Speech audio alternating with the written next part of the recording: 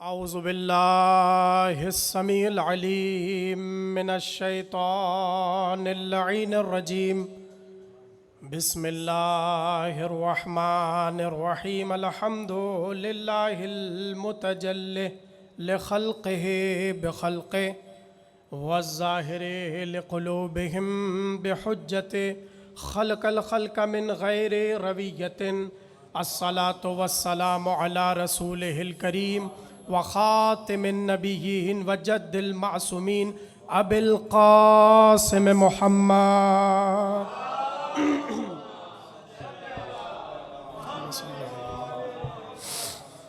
وآلہ الطیبین الطاہرین المعصومین الذین اذهب اللہ عنہم الرجس وطہرہم تطہیرا.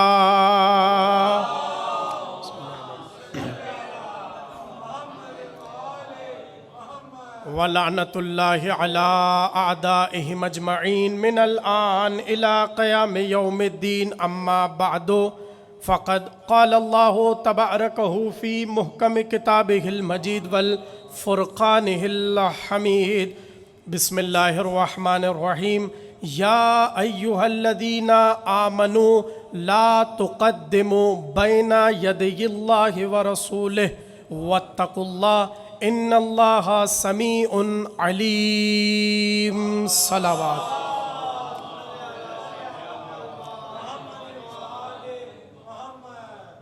چودہ سو 44 ہجری کا ماہ رمضان شروع ہو چکا اور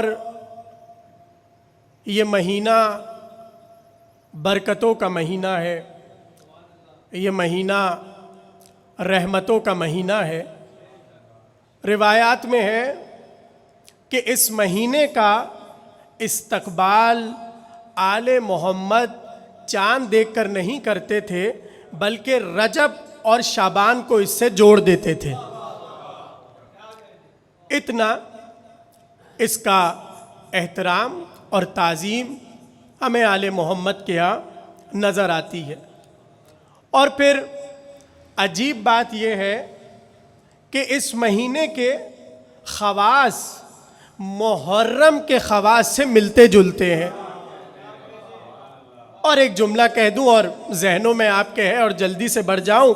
اس مہینے کی فضیلت کے لیے بس اتنا کافی ہے کہ جو اس ماہ میں صائم ہوتا ہے، روزہ رکھتا ہے، اس کے لیے روایات میں ہے سانس سانس عبادت ہے. روزے دار کی سانس سانس عبادت ہے. اب جا کر آپ دیکھیے جتنی بھی حدیثیں ہیں اس سے متعلق، آپ کو سب سے بڑی فضیلت اس مہینے میں صائم کے لیے، روزے دار کے لیے یہ ملے گی کہ اس کی سانس سانس عبادت ہے. تو جملہ کہہ دوں اگر آپ کی اجازت ہو، مجھے دو ہی لوگ ایسے نظر آئے جن کی سانس سانس عبادت ہے، یا وہ اللہ کا روزے دار ہے یا حسین کا عزادار ہے.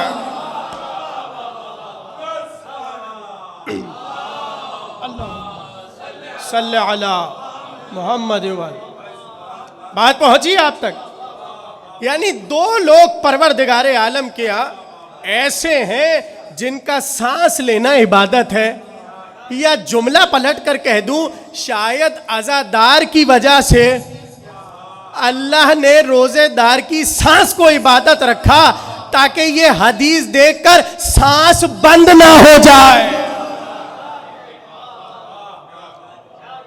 حسین کے عزادار کی سانس کی عبادت دیکھ کر شاید کسی کی سانس نہ بند ہو جائے، اس لیے اللہ نے روزے دار کی سانس کو عبادت کا درجہ دے دیا. تو اب ہر مہینے کی کوئی نہ کوئی بہار ہوتی ہے، یہ بھی حدیث معصوم ہے. جب رمضان، ماہ رمضان کی بات ہوئی تو فوراً سے معصوم نے کہا ہر مہینے کی کوئی نہ کوئی بہار ہے اور اس ماہ کی بہار قرآن ہے. اور دیکھیے بہار اپنی معراج پر اس وقت ہوتی ہے جب بہار کو ایسے ہی دیکھا جائے جیسے اسے دیکھنے کا حق ہے. جملہ میں اس طرح عرض کر دیتا ہوں، یعنی اس ماہ رمضان کی بہار ہے قرآن، اور اس قرآن کی معراج ہے ذکر محمد و آل محمد. تو جس طرح اس ماہ میں ذکر قرآن ہوگا، اسی طرح اس ماہ میں جو قرآن لانے والے ہیں، جن پر قرآن نازل ہوا اور جو قرآن کے ترجمان ہیں، ان کا بھی ذکر ہوگا.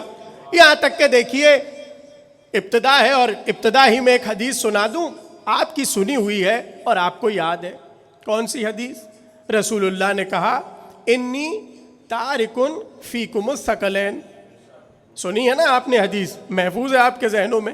کتاب اللہ و اطرتی اہل بیتی، میں تمہارے درمیان دو چیزیں چھوڑ کر جا رہا ہوں، اللہ کی کتاب اور اپنی اطرت. اچھا دیکھیے بڑا کام ہوا ہے اس حدیث پر، حدیث ثقلین پر، اور سب سے زیادہ کام جو اس پر کیا اپنے عہد میں وہ کیا حامد الملت صاحب نے. ابقات الانوار جو ان کی کتاب ہے، اس میں ایک پوری جلد اس حدیث پر ہے. اب میں آپ کو مزے کی بات بتاؤں، جہاں حدیث اس طرح ملتی ہے کہ میں تمہارے درمیان دو چیزیں چھوڑ رہا ہوں، ایک اللہ کی کتاب اور ایک اپنی اطرت، وہاں پیغمبر نے اس حدیث کو ایک اور طرح بیان کیا، اور وہ یوں بیان کیا کہ انی تارکن فیکم الثقلین، میں تمہارے درمیان دو چیزیں چھوڑ رہا ہوں، کتاب اللہ و علی ابن ابی طالب. دو چیزیں میں تمہارے درمیان چھوڑ رہا ہوں، ایک اللہ کی کتاب اور ایک علی. اور پھر اگلا جملہ پیغمبر نے کہا وَهُوَ أَفْضَلُ لَكُمْ مِنْ کتاب اللہ، اور اللہ کی کتاب سے علی افضل ہے. اور پھر فوراً سے پیغمبر نے وجہ بیان کی کہ علی کیوں افضل ہے اللہ کی کتاب سے. پیغمبر نے کہا لِأَنَّهُ مُتَرْجِمٌ لَكُمْ ما کتاب اللہ، اس لیے کہ علی تمہارے درمیان قرآن کا ترجمان ہے. یعنی پیغمبر نے علی کو ترجمان کہہ کر بتایا کہ اگر تمہیں قرآن سمجھنا ہو تو کسی دروازے پر بھٹکنے کے بجائے امام باڑے چلے آنا.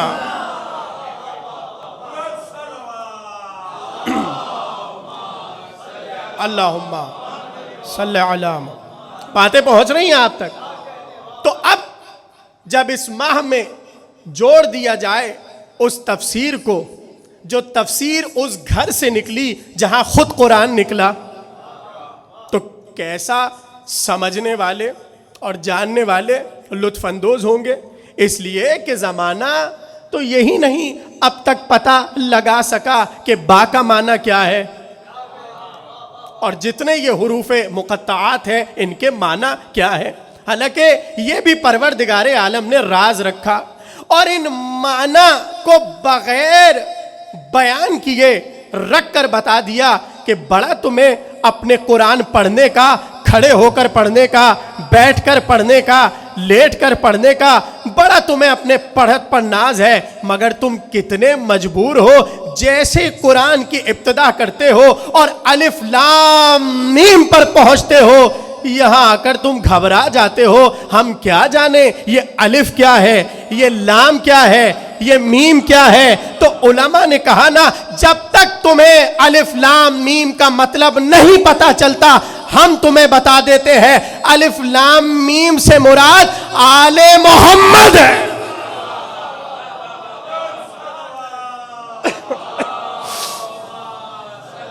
اللہم صلی اللہ علیہ وسلم. باتیں پہنچ رہی ہیں؟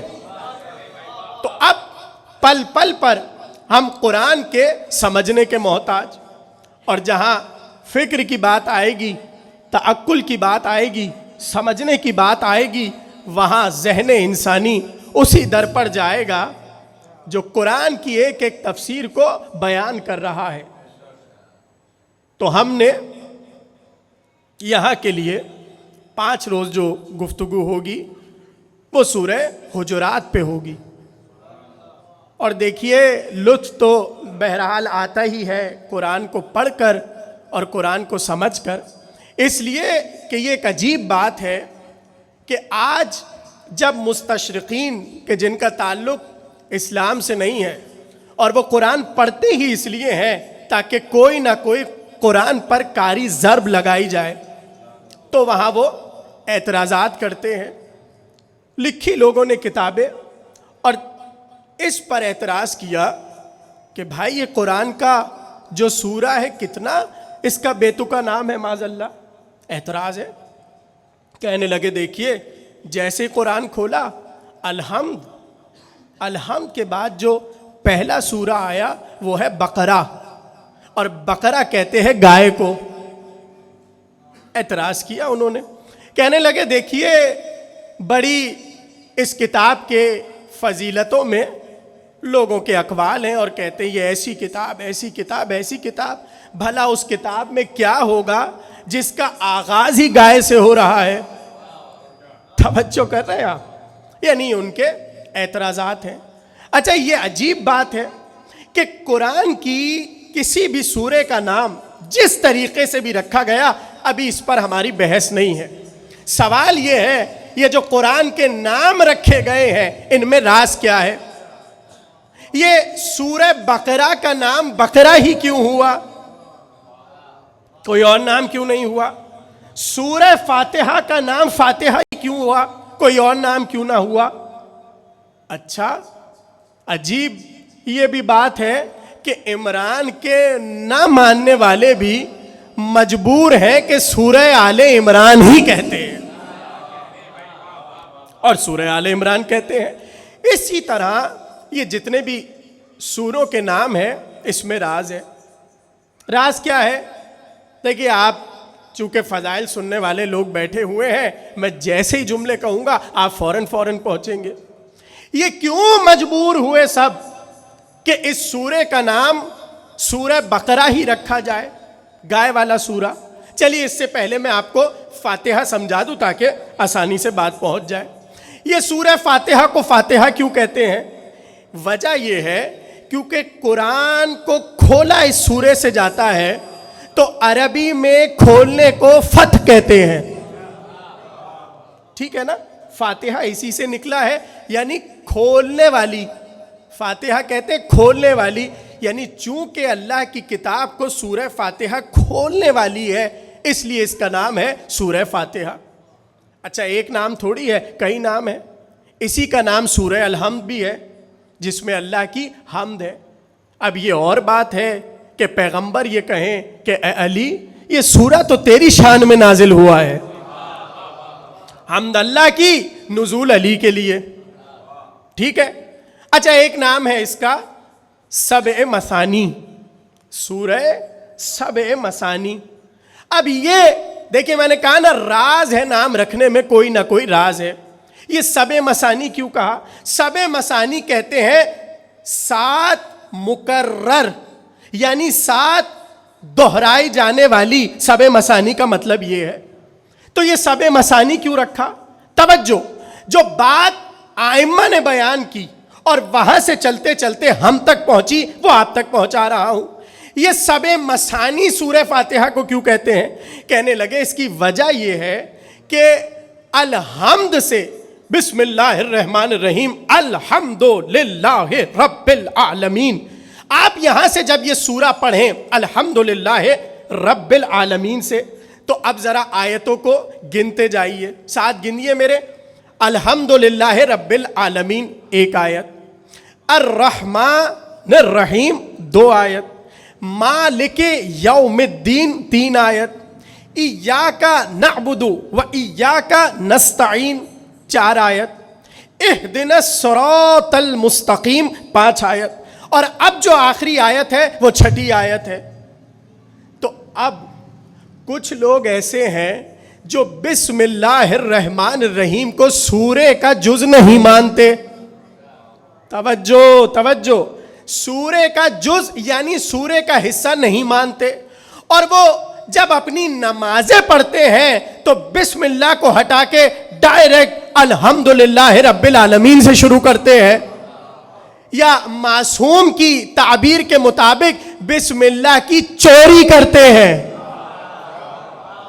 توجہ, بسم اللہ الرحمن الرحیم کی چوری کرتے ہیں معصوم کی تعبیر کے مطابق. یعنی بسم اللہ کو ہٹایا اور الحم سے لے کے یہاں تک 6 آیتیں پڑھ لی. اگر یہ 6 آیتیں ہوتی تو اللہ اس سورے کا نام ست المثانی رکھتا. 6 آیات یعنی سب مثانی رکھ کر راز کھول دیا کہ اگر کوئی بسم اللہ کو چرائے اس کا مطلب یہ ہے کہ اس نے سورہ پڑھا ہی نہیں. ہاں اس نے سورہ پڑھا ہی نہیں. یعنی یہ چوری کس کی ہو رہی ہے؟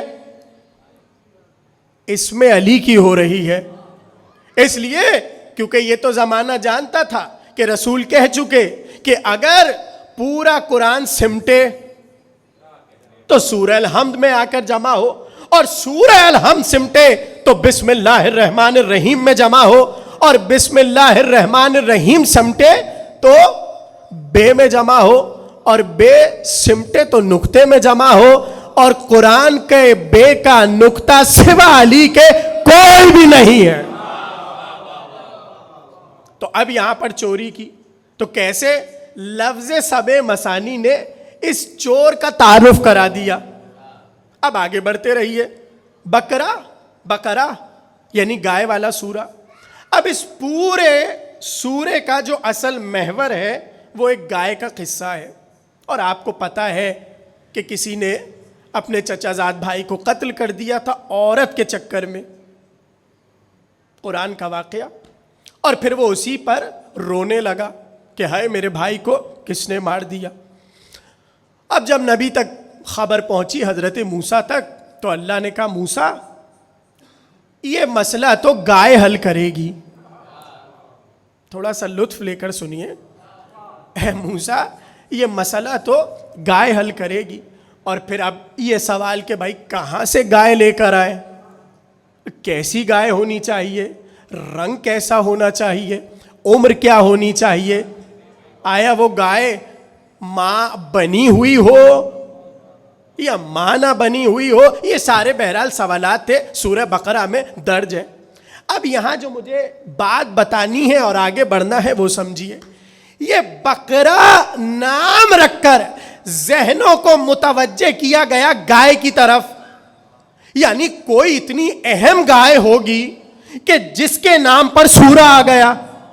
اب لوگ تلاش کرنے لگے بھائی کون سی گائے تھی اور اس گائے کا پالنے والا کون تھا, اور آخر کیا اس کی ایسی نیکی تھی کہ اسی ہی کی گائے کو منتخب کیا گیا. اب جب عقدہ کھلا, راز کھلا تو پتا چلا بنی اسرائیل میں ایک ہی آدمی تھا جو علی پر اور نبی پر درود بھیجتا تھا, اور وہ درود بھیج کر محبت محمد و آل محمد پر اپنی گائے کو پال رہا تھا. اللہ کو اس عمل کے ساتھ یہ عمل اتنا بھایا کہ صبح قیامت تک اس کی گائے کو قرآن کا موضوع بنا دیا.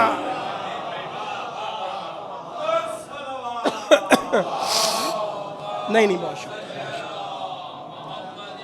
مل کے بلند آواز میں صلوات پڑھیں محمد و آل محمد.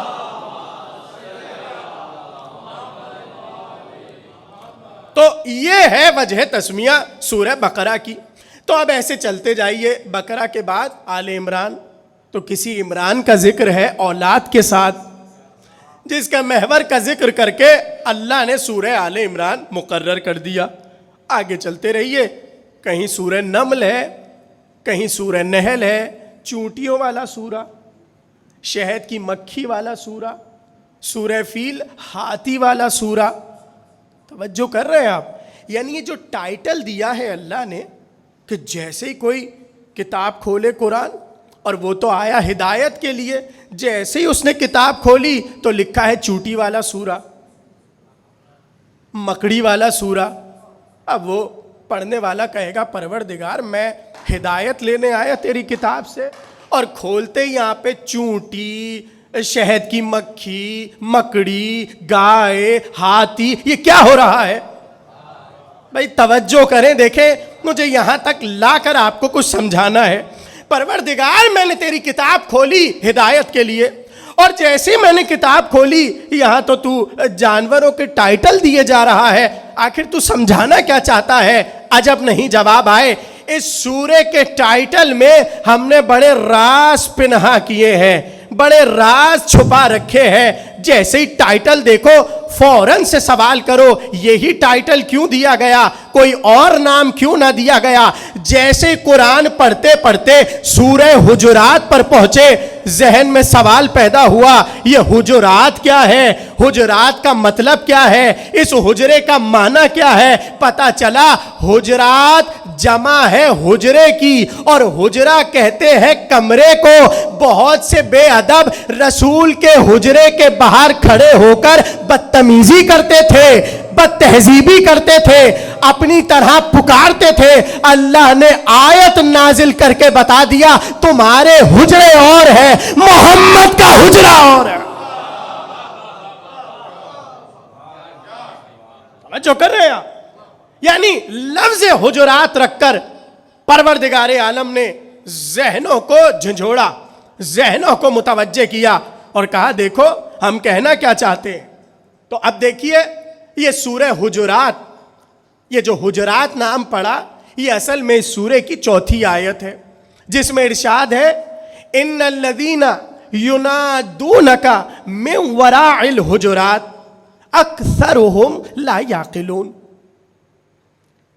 اے حبیب یہ بدتمیز لوگ، یہ بد تہذیب لوگ، یہ جاہل عرب آپ کے حجرے کے دروازے پر آ کر بلند آواز میں پکارتے ہیں، بلند آواز میں بولتے ہیں، تیز تیز بولتے ہیں اور ندائیں دیتے ہیں آپ کو۔ اے حبیب جان لیجئے یہ جو کام کر رہے ہیں نا، ان کا کام کرنا بتا رہا ہے ان میں عقل ہے ہی نہیں۔ تھوڑا سا جاگ جائیں بھائی، ہاں ان میں عقل نہیں ہے۔ اور آسان کر دوں، یعنی تعارف بے عقلوں کا کرا رہا ہے پروردگار، اور کس طرح کروا رہا ہے کہ یہ دروازے پر آ کر، یہ حجرے کے پیچھے سے آ کر یہ حرکتیں کرتے ہیں۔ اچھا بھائی آگے سے اس وقت آتے جب آگے کے دروازے کھلے ہوتے، توجہ نہیں کر رہے آپ لوگ۔ دیکھیے پیچھے سے کون آئے گا جس کا آگے کا دروازہ کھلا نہ ہو؟ یہ عجیب بات تھی کہ پیغمبر کی مسجد میں دو ہی دروازے تھے جو آگے سے کھلے تھے، یا نبی کا دروازہ تھا یا علی کا دروازہ تھا۔ اب بند ہو گئے نا آگے کے دروازے، اب وہ کیا کرے؟ وہ پیچھے سے آ کے بدتمیزی کرتے تھے، جس پر یہ پورا سورہ نازل ہو گیا۔ تو اب یہاں پر اللہ نے ایک لفظ استعمال کیا، ان الذین ینادونک من وراء الحجرات اکثرهم لا یعقلون۔ اے حبیب یہ جو حجرے کے پیچھے یا حجرے کے پیچھے والے دروازے پہ آ کر پکارتے ہیں، ندائیں دیتے ہیں، بلند آواز میں بولتے ہیں، ان میں اکثریت لا یعقلون کی ہے، عقل والوں کی نہیں ہے۔ یعنی تعارف کرا دیا نا کہ جس میں عقل نہیں ہوگی وہی رسول کے دروازے پہ آ کر بولے گا۔ صلوات پڑھے محمد و آل محمد پر۔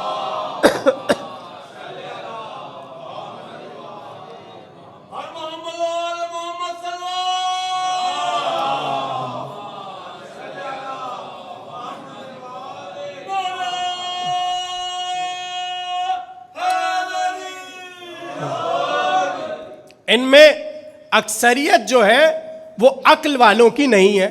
اب دیکھیے آپ اتنا پریشانی سے سن رہے ہیں اور اتنے تھکے ہوئے میرے سامنے بیٹھے ہیں آپ لوگ، تو میں ذرا سا آپ کو اور تھکاؤں۔ ہاں تھک جائیں گے پھر مجھے برا ہی نہیں لگے گا کہ آپ لوگ صحیح سے مجلس نہیں سن رہے، تو اب میں آپ کو تھکاتا ہوں۔ دیکھیے یہ جو یعقلون کے اوپر اللہ نے لا لگایا ہے، لا یعقلون، یہ عقل نہیں رکھتے، انہیں شعور نہیں ہے، یہ عقل والے نہیں ہیں۔ سوال یہ ہے کہ پروردگار عقل کسے کہتے ہیں؟ دیکھیں جب عقل سمجھ آ گئی تو آپ کو جس کے پاس عقل نہیں ہے وہ سمجھ آ جائے گا۔ اب میں آپ کو دو طریقے سے یہ لا یعقلون سمجھانا چاہتا ہوں، توجہ رکھیے گا. تھوڑی سی خشک بحث ہے مگر میں اسے تھوڑا سہل کرنے کی کوشش کروں گا. توجہ، ایک ایک جملے پر توجہ. لا یعقلون کیا ہے؟ جو عقل نہیں رکھتا وہ کیا ہے؟ دیکھیے، علم منطق کے جو علماء ہیں، لاجک جو پڑھاتے ہیں، لاجک وغیرہ، انہوں نے ایک تقسیم کی ہے انسان اور جانور کی. توجہ سے سنیے گا، بہت آسان بات ہے، توجہ.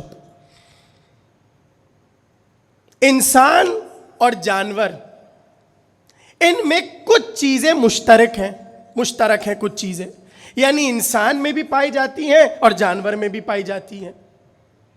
آسان لفظوں میں، انسان میں بھی ہے، گھوڑے میں بھی ہے، انسان میں بھی ہے، گدھے میں بھی ہے، مثلا انسان میں بھی ہے اور ہاتھی میں بھی ہے. اب ہوا کیا؟ اہل منطق نے ایک دائرہ کھینچا اور اس دائرے میں اس کو لا کر کھڑا کر دیا جس میں سملر اور بالکل سیم خصوصیات پائی جاتی ہوں. مثلا دیکھیے، آسانی سے سنیے کہ حساس، صاحب حس ہونا. حساس انسان بھی ہے، حساس جانور بھی ہے. انسان بھی سونگھتا ہے، جانور بھی سونگھتا ہے.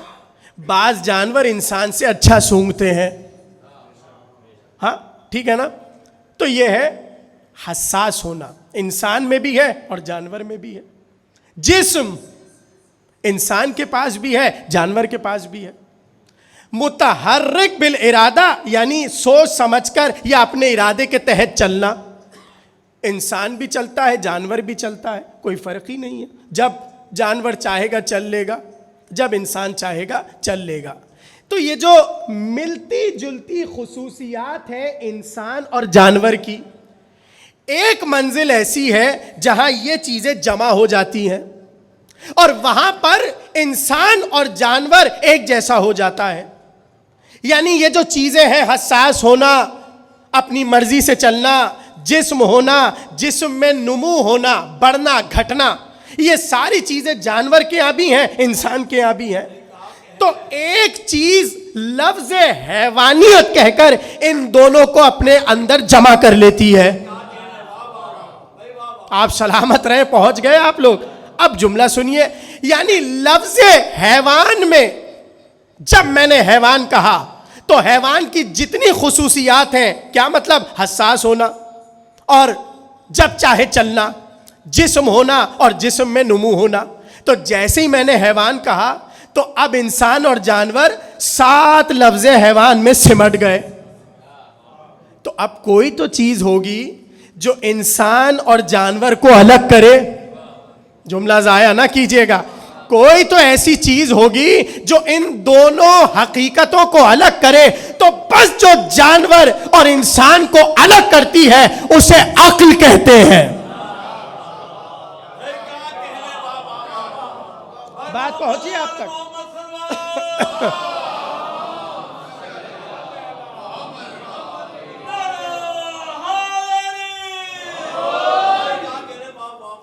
انسان اور جانور کے درمیان جس چیز نے جدائی ڈالی، جس شے نے الگ کیا، اسے کیا کہتے ہیں؟ عقل. ہاں، تو اب جو حجرہ رسول کے باہر آ کر شور مچائے، قرآن نے لا یعقلون کہہ کر بتا دیا اس میں جانور کی تو ساری خصوصیات ہیں، انسان کی خصوصیات.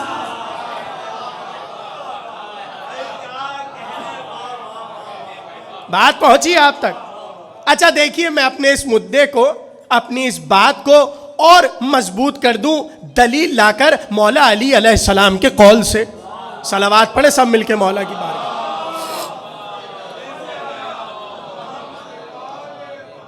اب بات آپ کی سنی ہوئی ہے لیکن موضوع میں آ گئی تو عرض کر رہا ہوں.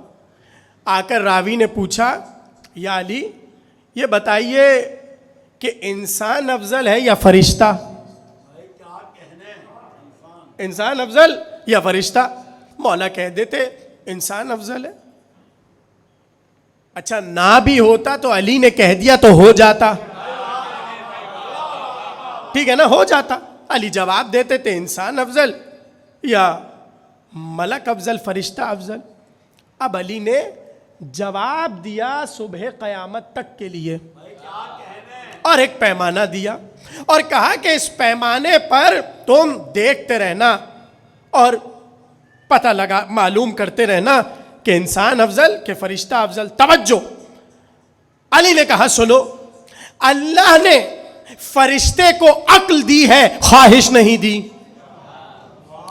فرشتے کے پاس عقل ہے, اس عقل کے تحت وہ اللہ کے بتائے ہوئے کاموں پر عمل کرتا ہے. کسے رزق دینا ہے, کسے رزق نہیں دینا, شکم مادر میں بچے کی تصویر کیسی بنانی ہے, قرآن کی آیت ہے, فرشتے کا کام ہے. بارش کیسے برسانی ہے, موت کیسے دینی ہے, یہ سارے کام فرشتے عقل کے مطابق کیے جا رہے ہیں. اور خواہش نہیں ہے, نہ بھوک لگتی ہے نہ پیاس لگتی ہے, کوئی خواہش فرشتوں کے درمیان نہیں ہے. اب مولا نے کہا سنو, ایک مخلوق ہے اللہ کی, جانور, جس کے پاس خواہش ہے عقل نہیں ہے. توجہ, خواہش ہے عقل نہیں ہے. کیا مطلب؟ مطلب یہ کہ جانور کا جو دل کرے گا کرے گا. ہاں, عقل چونکہ نہیں ہے کسی سے سوال ہی نہیں کرے گا. اسے بھوک لگے گی وہ باغ میں چلا جائے گا, کس کا ہے کس کا نہیں ہے پوچھے گا بھی نہیں. جانور ہے نا بھائی, ارے جانور آپ سے تھوڑی پوچھے گا کہ یہ والا پھل کھا لے کہ نہ کھائے, کھا جائے گا. کیوں؟ کیونکہ عقل نہیں ہے, خواہش ہے. اچھا, اسی طریقے سے جانور جہاں چاہے بیٹھ جائے, کسی سے پوچھے گا ہی نہیں کہ میں جہاں بیٹھ رہا ہوں کیا میں اس لائق ہوں کہ یہاں بیٹھوں کہ نہ بیٹھوں. عقل نہیں ہے, خواہش ہے, اپنی خواہش پر عمل کرے گا. اب علی نے ایک جملہ کہا, اللہ نے فرشتے کو عقل دی, خواہش نہیں دی. جانور کو اللہ نے خواہش دی, عقل نہیں دی. توجہ, جس کی عقل اس کی خواہش پر غالب آ جائے وہ جانور سے بھی بدتر ہے, اور جس کی خواہش پر عقل غالب آ جائے وہ فرشتے سے بھی افضل ہے. یہ علی نے معیار دیا. توجہ, یعنی علی نے یہ بتا دیا کہ جانور کے پاس خواہش ہے عقل نہیں, اور انسان کے پاس دونوں ہے. اب یہ انسان کا کمال ہے, وہ عقل کو خواہش پر غالب لا کر فرشتے سے افضل ہو جائے. جملہ کہہ دوں ضائع تو نہیں کریں گے آپ. واہ, اس حدیث کو پڑھ کے سارے علماء کہتے ہیں اے انسانوں اپنی عقل پر کام کرو, تم میکائیل سے افضل ہو جاؤ گے, جبریل سے افضل ہو جاؤ گے, اسرافیل سے افضل ہو جاؤ گے. ایک عام بندہ اپنی عقل پر کام کر کے ملائکہ سے افضل ہو جائے. ہم جیسے ہی کہتے ہیں علی اس ملک سے افضل, اس ملک سے افضل, اس ملک سے افضل, اس پر موت کیوں آتی ہے؟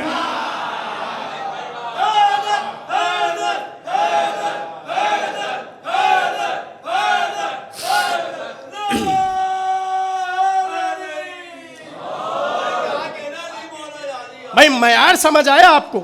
علی نے کیا کہا؟ انسان اور جانور کی تفریق کو بیان کر دیا. اب اسی جملے کو آپ پھر آیت میں رکھ دیجئے. جانور عقل نہیں رکھتا, تو اب قرآن نے کیسے تعارف کرایا؟ اے حبیب یہ لوگ, اے حبیب وہ لوگ جو آپ کے حجروں کے پیچھے آ کر پکارتے ہیں, یعنی آپ کے دروازے پر آواز بلند کرتے ہیں, یہ جانور ہیں. کیسے قرآن نے تعارف کرا دیا؟ تو اب دیکھیے یہ ہے وہ سورہ کہ جس میں آپ کو آغاز سے احترام رسول, تعظیم رسول, تکریم رسول, ناموس رسول, یہ پورا سورہ یہ پیغام دے رہا ہے کہ نبی کے سامنے بیٹھنا کیسے ہے. پتہ چلا بیٹھنا آتا نہیں تھا, اگر آتا ہوتا تو سورہ نازل کیوں ہوتا. تو اب ادب سکھایا کہ بزم پیغمبر میں تمہیں بیٹھنا کیسے ہے. اچھا بولنا بھی نہیں آتا تھا. اگلی آیت میں اللہ نے کہا یہ تم کیسے بلند بلند آواز میں گفتگو کرتے ہو. یعنی اب یہ بھی سکھایا کہ جب تم بزم میں آ گئے اب تمہیں گفتگو کیسے کرنی ہے. تو اب آج کی حد تک ذرا سے جلدی جلدی اس سورے کے مضامین سن لیجئے اور ایک جملے پر گفتگو کر کے آج کی تقریر ہم تمام کرتے ہیں, اور کل سے گفتگو ہوگی انشاءاللہ مسلسل اور تفصیل سے. توجہ ہے سب کی میرے ساتھ. اب پہلا عنوان جو اس سورے کا ہے وہ یہ ہے کہ خبردار رسول اور اللہ اگر کوئی حکم دے دیں اس کی خلاف ورزی نہ کرنا. رسول جو تمہیں دے دیں خاموشی سے لے لو, اب تمہیں پسند ہو کہ نہ ہو, یہ تمہاری پسند پر فیصلہ نہیں ہوگا. فخذو, تم لے لو, جو دیں فخذو, اسے اخذ کر لو, اسے لے لو. تو پہلی چیز یہاں پر اللہ نے پہلا عنوان اس سورے کا یہ ہے کہ خبردار رسول اور اللہ کے حکم کی خلاف ورزی نہ کرنا. پھر دوسرا عنوان یہ ہے کہ یہ جس طرح تم آپس میں ایک دوسرے کو پکارتے ہو ایسے رسول کو نہ پکارنا. اور پھر اس کی سزا بتائی کہ اگر تم نے اپنی آواز کو نبی کی آواز پر بلند کیا تمہارے سارے اعمال حبط ہو جائیں گے, سارے اعمال تمہارے ضائع, برباد, غارت, ختم, کچھ نہیں بچا اگر تم نے ہمارے نبی کی آواز پر اپنی آواز کو بلند کیا. اب یہ مجھے آپ کو تو بتانے کی ضرورت نہیں ہے نا کہ عبداللہ ابن عباس کہتے ہیں جمعرات کا دن تھا, ہم رسول کے برابر میں بیٹھے ہوئے تھے, اچانک سے رسول اللہ نے کہا اگر کاغذ اور قلم لا دو تو میں تمہیں صبح قیامت تک کے لیے ایسا نوشتہ دے کر جاؤں گا کہ کبھی تم گمراہ نہیں ہوگے. کہتے ہیں عبداللہ ابن عباس جتنے لوگ بیٹھے تھے ایک بار اختلاف ہوا, کوئی یہاں سے چیخا, کوئی وہاں سے چیخا, کوئی وہاں سے چیخا, رسول کی آواز دب گئی, سب کی آواز بلند ہو گئی. اب جا کر دیکھیے گا یہ واقعہ پہلے ہوا یا یہ سورہ پہلے نازل ہوا. نتیجہ میں نہیں دے رہا.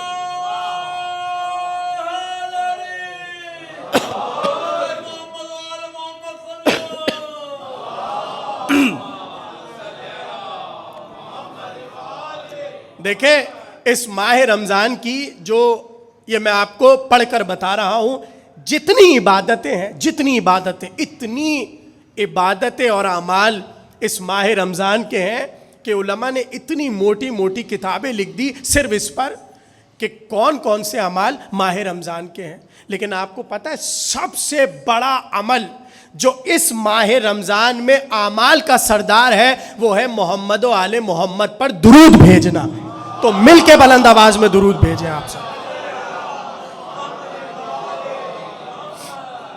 تو دوسرا عنوان یہ ہے کہ اپنی صدا کو پیغمبر کی صدا پر بلند نہ کرنا, ورنہ کیا ہوگا, تمہارے سارے اعمال برباد ہو جائیں گے, ضائع ہو جائیں گے. اور پھر اللہ نے ان لوگوں کا ذکر کیا جو رسول کے سامنے اپنی آواز کو دھیما رکھتے ہیں. اب یہ عجیب بات ہے, عرض کریں گے تفصیل سے کہ اس آیت کا مصداق صرف ایک ہے, اور اگر کوئی دوسرا ہے بھی تو وہ انہی کی وجہ سے ہے. ہوگی گفتگو تفصیل سے. اور پھر قرآن نے آگے بڑھ کر یہی جو ابھی میں نے آیت آپ کو بتائی اور اس پہ مختصر سی گفتگو ہوئی, رسول کے حجرے کا احترام بتایا. اور پھر اگلی آیت جو اس سورے سے ریلیٹڈ ہے, سورے میں ہے, وہ ہے کبھی بھی کسی فاسق کی خبر پہ یقین نہ کرنا. یعنی صبح قیامت تک اللہ نے اصول دے دیا, کوئی بھی تمہیں آ کر کچھ بھی بتائے فتبینو, تحقیق کرنا. یہ نہیں کہ ارے بھائی انہوں نے کہا تھا تو یہ تو ایسے ہی ہے, یہ روش قرآن نہیں ہے, اسے قرآن نے منع کیا ہے. اور رمضانوں میں شاید قرآن پڑھنے کا ایک سبب یہ بھی رہا ہو کیونکہ قرآن میں رمضان میں چوکیں جو ہے وہ رونق زدہ ہو جاتی ہیں. اور وہاں پہ یہی ہوتا ہے, ایک فاسق آ کے بیٹھتا ہے, 4 فاسق اسے گھیر لیتے ہیں. نہیں توجہ کر رہے ہیں آپ لوگ؟ اور پھر اس نے یہ کہا, اس نے وہ کہا, اس نے یہ کہا. اس کو قرآن نے منع کیا, کہا اگر کوئی بھی تمہارے پاس خبر لے کر آ رہا ہے پہلے تصدیق کرو, فتبینو, اور پھر اس کے بعد جو بھی عمل ہو وہ تم کرنا, لیکن پہلے تحقیق کرو.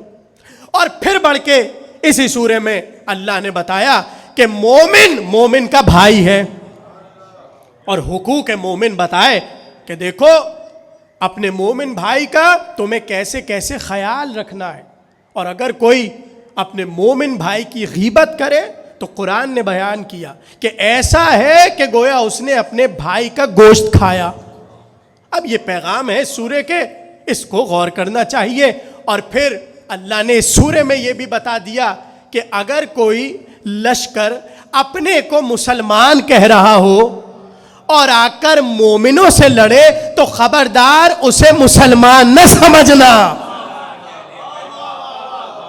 اسی سورے میں ہے. اور پھر اسی سورے میں اللہ نے بتایا کہ ہم نے ایمان کو تمہارے لیے پسند کیا ہے, بس ایمان سے تولا رکھنا, اور ہم نے فسق کو, کفر کو تمہارے لیے برا جانا ہے, ان سے نفرت کرنا. یعنی اللہ نے سورے میں پیغام دے دیا, جب تک تولا قبول نہیں کریں گے جب تک تبرہ نہیں ہوگا. یہ سورہ حجرات کے پیغام ہے, جا کر دیکھیے گا. جو باتیں میں آپ سے کر رہا ہوں وہ سب اس سورے میں لکھی ہوئی ہیں کہ دیکھو تولا کے ساتھ ساتھ تبرہ بھی ہے. تو اس پورے سورے کے یہ سارے پیغامات ہیں جو میں نے آپ کو جلدی سنا دیے. اگر موقع ہوا اور فرصت ملی تو انشاءاللہ تفصیل سے گفتگو ہوگی. آج کی حد تک ہم پہلی آیت پر مختصر گفتگو کر کے تقریر کو تمام کر رہے ہیں. توجہ ہے سب کی میرے ساتھ؟ ایک بار بلند آواز میں صلوات پڑھیں محمد والے.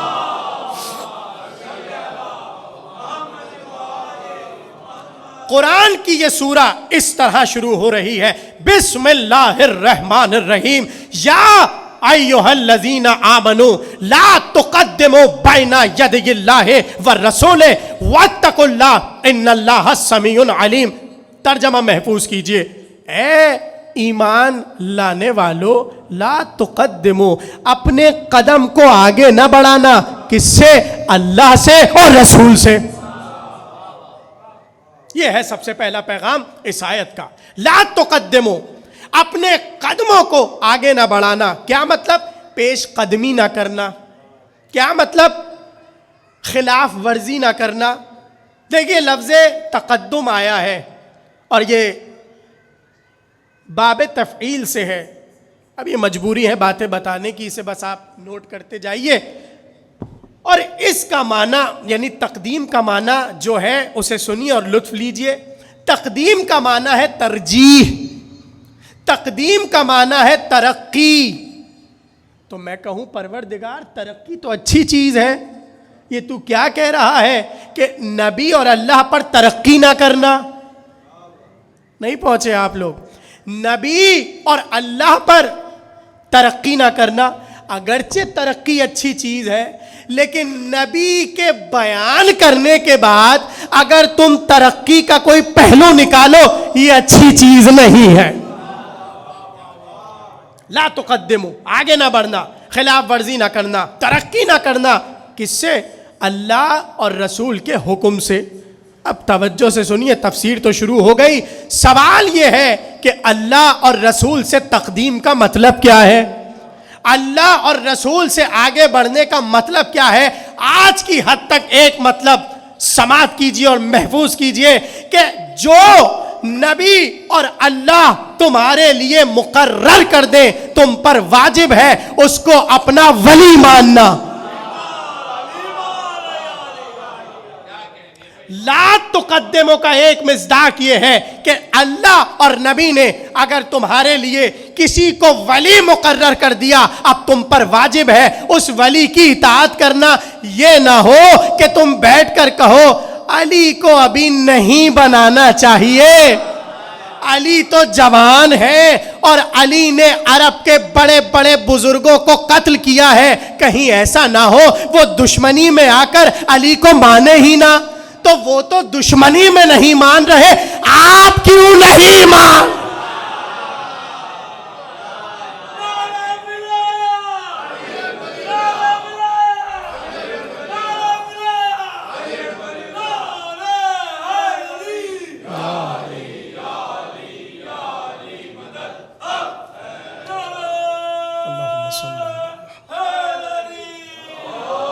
توجہ کی آپ نے؟ یعنی لا تقدمو، تقدیم بر خدا اور تقدیم بر رسول، ایک طریقہ سمجھنے کا یہ ہے کہ جو اللہ نے تمہارے لیے مقرر کر دیا، جو نبی نے تمہارے لیے مقرر کر دیا، اب تم اپنی مرضی سے نبی اور اللہ کی بات کو پیچھے کرو اور اپنی بات کو آگے کر دو. اسی کو کہتے ہیں تقدیم، اور اس کا اللہ اور رسول نے منع کیا ہے. تو سوال یہ ہے جو تقدیم کرے اللہ کے قول پر اور رسول کے قول پر، اس کا انجام کیا ہوگا؟ اس کا انجام یہ ہوگا کہ وہ دار اسلام سے نکل بھی جائے گا اور اسے پتہ بھی نہ ہوگا. لا تقدمو کہہ کر اللہ نے منع کیا. تو اب ہوا کیا؟ جب شروع ہوا بعد رسول یہ سلسلہ کہ کون آئے منبر رسول پر، تو یہاں سے پہلی تقدیم شروع ہو گئی. اللہ سے آگے بڑھے اور رسول سے آگے بڑھے. بھائی پہنچ رہی ہیں باتیں یا نہیں پہنچ رہی آپ تک؟ لا تقدمو، اللہ نے کہا آگے نہ بڑھنا. غدیر کے روز پیغمبر نے اور خدا نے ولی مقرر کر دیا. اب جو بھی اس ولی کو نہ مانے اس نے تقدیم کی، یعنی وہ اللہ سے بھی آگے بڑھا اور وہ رسول سے بھی آگے بڑھا. یہی آیت سیدھی سیدھی کہہ رہی ہے. اب سوال یہ ہے کیوں بھائی، کیوں نہیں مان رہے آپ علی کو؟ تو ابھی میں نے بتایا نا، دو جواب سب نے لکھے.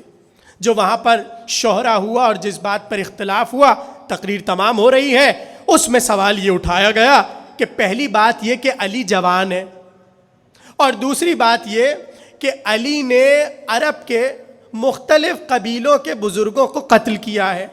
اگر ہم علی کو منبر پر لا کر بٹھا دیں تو ان لوگوں کو مسجد میں کیسے لائیں گے؟ اب یہاں پہ ایک جملہ کہوں اور میں آپ کی ذہانت کا امتحان لوں، جو بات انہیں سمجھ آ رہی ہے نہ وہ اللہ کو سمجھ آئی نہ رسول کو سمجھ آئی. یعنی جب اعلان ولایت ہو رہا تھا، اللہ کو یہ بات پتہ ہی نہیں تھی کہ علی تو جوان ہے، اور رسول کو یہ پتہ ہی نہیں تھا کہ علی نے ان کے مارا ہے. ہاں، یعنی جو بات انہیں سمجھ آئی وہ بات اللہ اور رسول کو نہیں سمجھ آئی. تو آپ نے دیکھا، یعنی اللہ اور رسول کے حکم کی خلاف ورزی کا مطلب یہ ہے کہ جو بھی مخالفت کرے، اس کا مطلب یہ ہے وہ کہتا ہے جو بات میں سمجھا نہ وہ اللہ سمجھا نہ رسول سمجھا. یہی اس کا سیدھا سیدھا موقف ہے اور اسی پر وہ ڈٹ گیا. تو اب تو تقریر تمام ہو رہی ہے، تو دو تین جملے ہم کہہ دیں اگر آپ کی اجازت ہو. عجیب بات یہ ہے کہ جب رسول اللہ نے ذوالعشیرہ کے دن علی کی ولایت کا اعلان کیا، علی کی وزارت کا اعلان کیا اور علی کی خلافت کا اعلان کیا، تو سب نے کہا ہم کیسے مان لیں اس خلافت کو؟ اس وقت تو علی بچے تھے. توجہ. یعنی ذوالعشیرہ میں کہا علی بچے تھے اور غدیر میں کہا علی جوان ہے. یعنی پتہ یہ چلا نہ یہ بچوں کو قبول کریں گے نہ یہ جوان کو قبول کریں گے. یعنی انہوں نے ایک معیار رکھ دیا، جب ان کی عمر کے مطابق علی پہنچے سب قدموں سے لپٹ گئے. توجہ کر رہے ہیں؟ تقریر کے آخری جملے. اچھا دیکھیے، اتنا اس پر زور دیا گیا، عمر طویل ہو بھائی جملہ ضائع نہ کیجیے گا، پوری تقریر کا حاصل جملہ کہنے جا رہا ہوں۔ پہلے زور یہ ہوا کہ جسے ہم اپنا رہنما بنائیں، نہ وہ بچہ ہو نہ وہ جوان ہو، نہ وہ بچہ ہو نہ وہ جوان ہو، یعنی ان کے مطابق بزرگ ہو۔ جتنا بزرگ ہوگا اتنا اچھا رہنما ہوگا، جتنا بزرگ ہوگا اتنا اچھا قائد ہوگا، جتنا بزرگ ہوگا اتنی اچھی قیادت سنبھالے گا۔ اللہ ان کی ٹیکنیک کو سمجھ گیا۔ تمہیں عمر والا چاہیے اپنا رہنما، ہم ایک کو غیب میں رکھ کر عمر اتنی بڑھائیں گے، اتنی بڑھائیں۔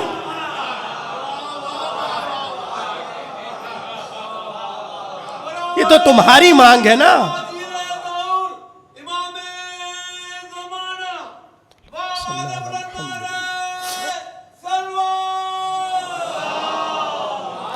صلی علی، ختم ہو گئی تقریر۔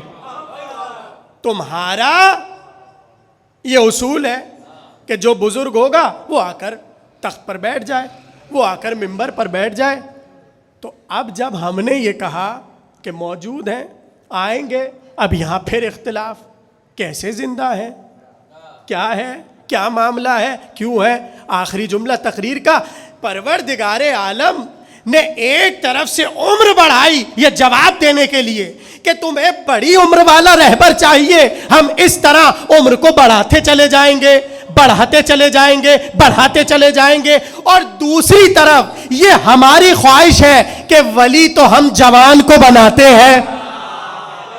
آخری جملہ تقریر کا، ہماری خواہش یہ ہے ولی تو ہم جوان کو بناتے ہیں۔ علی کو جب ولایت کا اعلان کروایا گیا، علی جوان تھے غدیر میں، یہی وجہ ہے جب آنے والا آئے گا اپنی بھرپور جوانی کے ساتھ،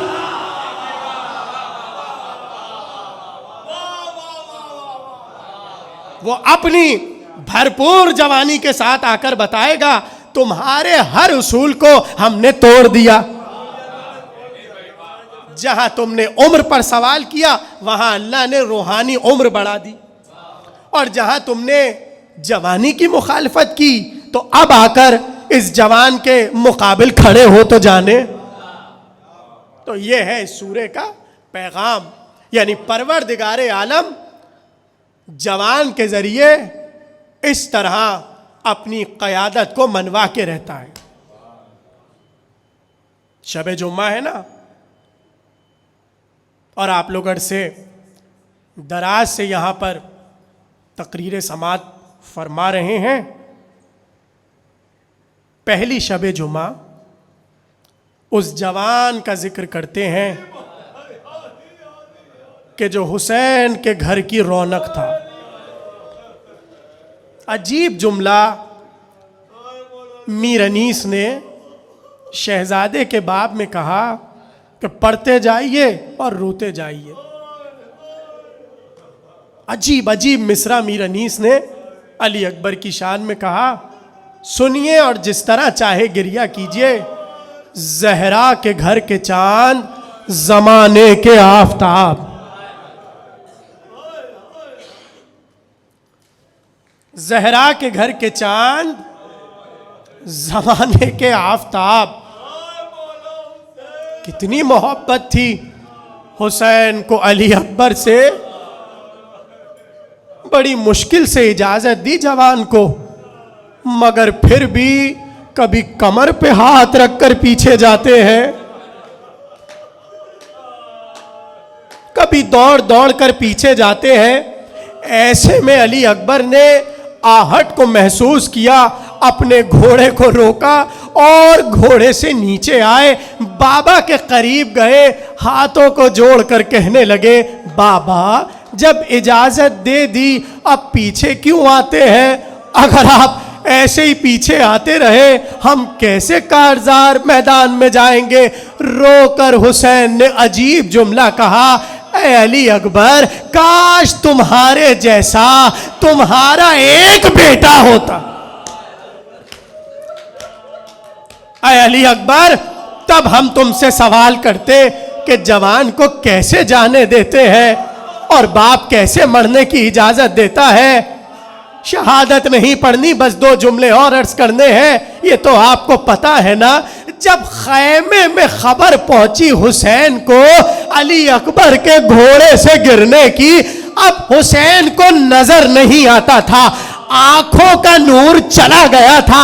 عجیب مقتل لکھنے والوں نے جملہ لکھا کہ جب بلایا گیا دربار میں ایک شقی کو اور راوی کو اور اس سے پوچھا گیا، بتا تجھے کربلا کے بن میں عاشور کے دن سب سے زیادہ رونا کہاں آیا؟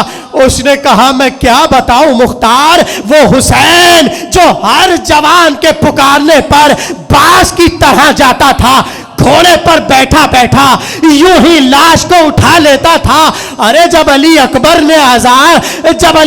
نے آواز دی، اب اس سے چلا نہ گیا، کبھی گٹھلیوں سمیت چلتا، کبھی رو رو کر قاتلوں سے پوچھتا میرا اکبر کہاں ہے.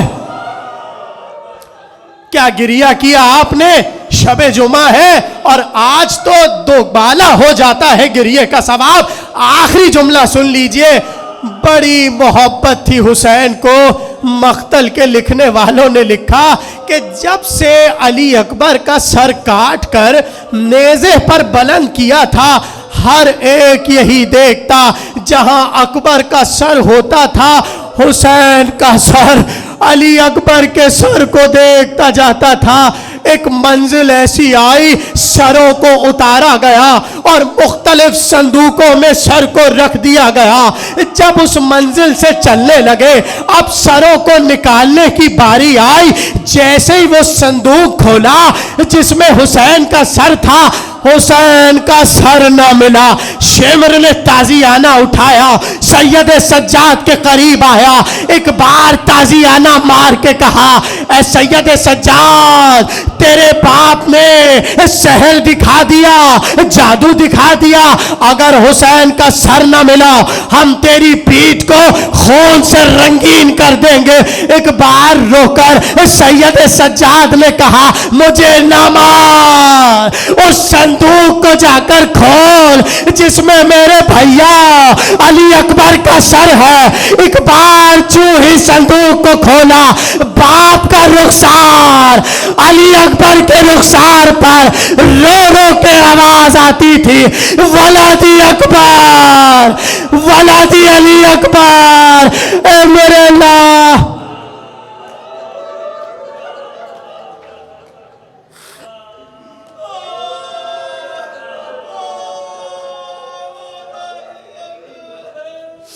بار الہ بحق محمد و آل محمد ہماری اس جلیل القدر عبادت کو اپنی بارگاہ میں قبول فرما. پالنے والے جتنے مومنین یہاں تشریف فرما ہے، جو بھی مرادیں ان کے دل میں موجود ہیں، تجھے واسطہ شہزادہ علی اکبر کی جوانی کا گھر پہنچنے سے پہلے سب کی حاجات کو مستجاب فرما. پروردگار جس طرح یہاں بانیان اس مجالس کا اہتمام کر رہے ہیں، ان کی توفیقات خیر میں اضافہ فرما، اور ہماری سب دعاؤں کی ایک دعا اپنے آخری حجت اور ہمارے امام وقت کے ظہور میں تعجیل فرما. امام کی حقیقی معرفت حاصل کرنے کی توفیق عطا فرما. بحق محمد و آل محمد ہمیں صراط محمد و آل محمد پر قائم رہنے کی توفیق عطا فرما.